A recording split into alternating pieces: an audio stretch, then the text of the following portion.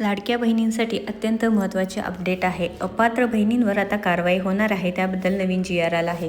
त्या संदर्भात सविस्तर संपूर्ण माहिती असणार आहे, त्यामुळे व्हिडिओ शेवटपर्यंत नक्कीच बघा.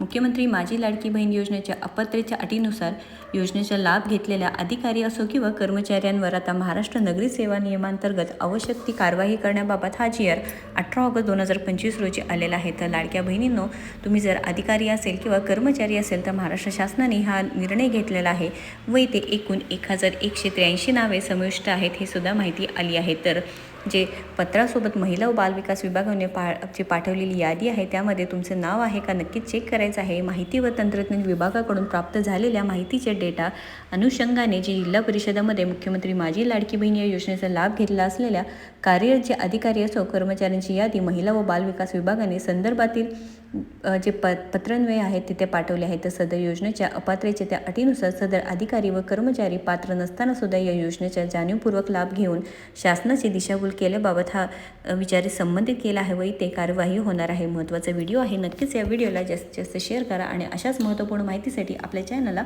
फॉलो करायला विसरू नका. धन्यवाद.